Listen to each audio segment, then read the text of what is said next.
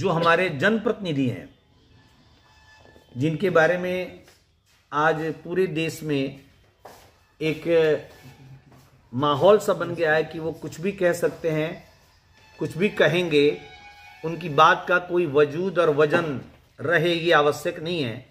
इसलिए हमने बैकग्राउंड में वर्तमान मेयर प्रत्याशी गीता देवी कश्यप ने जो एक प्रयास किया है कि उन्होंने स्टैम्प पेपर पर, भारतीय स्टैम्प पेपर पर उन्होंने अपनी कमिटमेंट को एक संकल्प के रूप में दोहराया है। यह मैंने बैकग्राउंड में इसलिए रखा है कि सभी जनप्रतिनिधियों को उनकी बातों पर जनता भरोसा करे और वो कमिट करें, संकल्प करें, वादे नहीं संकल्प करें, और वो एक वाकई जनप्रतिनिधि बने, जो हर व्यक्ति के जीवन का एक बहुत बड़ा अवसर है कि वो जनप्रतिनिधि के नाते वो सम्मान प्राप्त करता है। खास करके डेमोक्रेटिक कंट्री भारत में, जहाँ पर भारतीय संविधान ने उनको सम्मान और पावर दिया है। खास कर जहाँ तक मेयर की बात करें तो first citizen of the district होता है।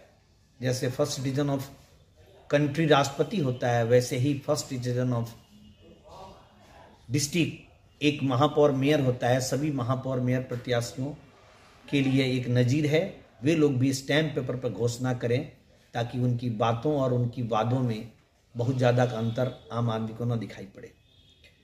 इसी संदर्भ में मैं जो जन समस्याओं की बात है, प्रशांत किशोर जी जनप्रतिनिधि बनने की कोशिश में हैं, जबकि उनके बारे में मैं एक लाइन में कहूं तो वह बहुत बड़े एक इंटरनेशनल लेवल के मल्टीनेशनल एक व्यवसायी हैं, एक प्रोफेशनल हैं।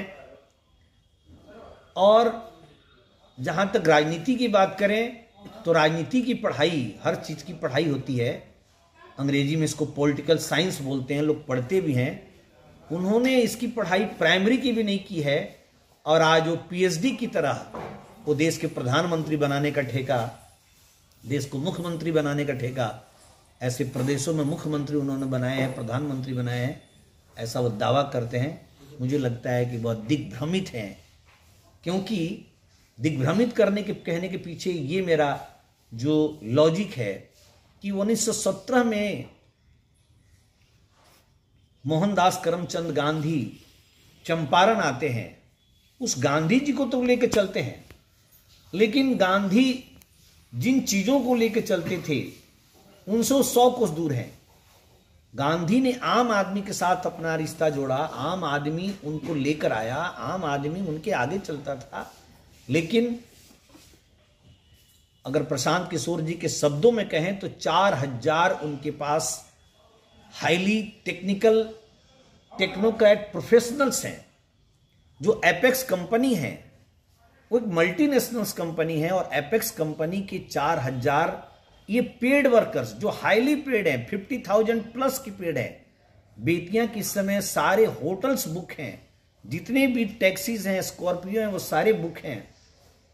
गांधी का नाम लेकर वो किस भारत और किस स्वराज की बात कर रहे हैं कि जहां पर पैसे के आधार पर सब कुछ हो रहा है। अगर सीधे सीधे पूछा जाए कि वो 18 प्रखंडों को घूम के आ रहे हैं, एक भी प्रखंड का उनका कोऑर्डिनेटर कौन है, पूरे बेतियां जिले का कोऑर्डिनेटर कौन है, तो शायद ये ढूंढना पड़ेगा। क्योंकि उनका एकमात्र टारगेट उद्देश्य है कि आम आदमी के कंधे पर पैर रखकर और अपने को जननायक बना लेना। इन 4000 प्रोफेशनल्स के माध्यम से, हाईली पेड प्रोफेशनल्स के माध्यम से, वो इनविटेशन कार्ड भी उनका हाईली प्रोफेशनल। अभी हिमांशी नाम की लड़की का मेरे पास 4 बार फोन आया, sir I want to meet you personally, for what, for invite you. और आज तक हिमांशी के जैसे करीब 20 लोग मुझसे पिछले 6 महीने में मिल चुके हैं।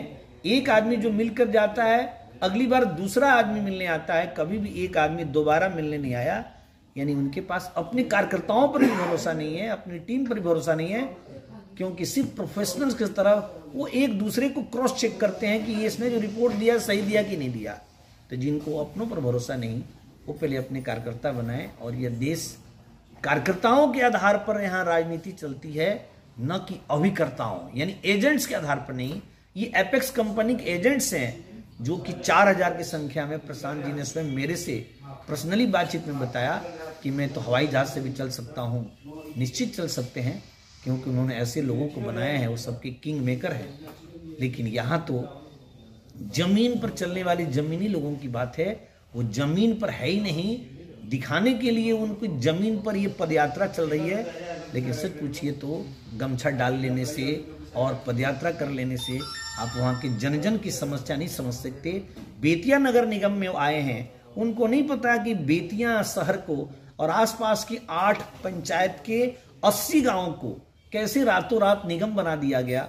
बेतिया नगर परिषद का एक भी पार्षद नहीं जिसने नगर निगम बनाने का प्रस्ताव दिया। सवाल है कि पार्षदों ने प्रस्ताव दिया नहीं, अनुमोदन किसने किया?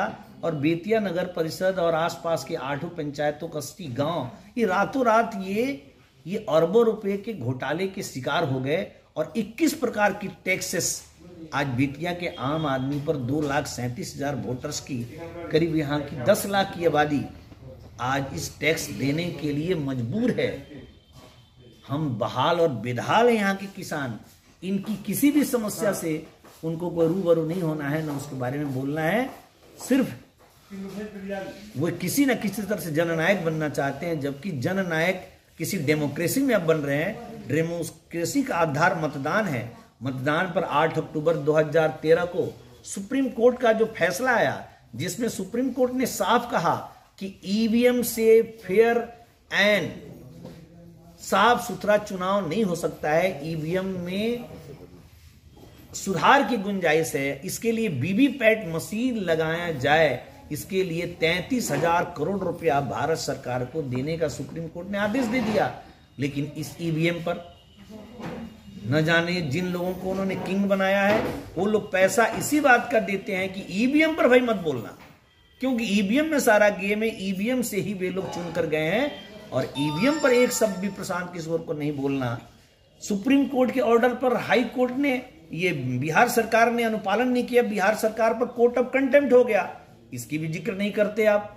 यानी बिहार में और सारे देश में जनगणना है, 2021 की जनगणना नहीं हुई, इस जनगणना पर आप नहीं बोलते।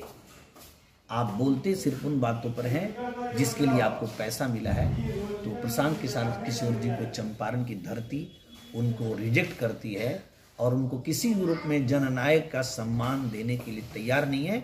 जितने भी लोग आपके भाड़े के हैं, कल उनके जिला अधिवेशन में भी पूरे जिले के कोने कोने से गरीब जनता है, हमारी यहाँ की आर्थिक स्थिति कमजोर है, भाड़े के लोग आ सकते हैं। लेकिन बेतिया में मेरे जैसा जनप्रतिनिधि है, मेरे से वो बात करने को तैयार नहीं है। शायद प्रेस के लोगों से भी वो प्रेस का सवाल सुनना नहीं चाहते, अपनी बात, अपने मन की बात कहना चाहते हैं।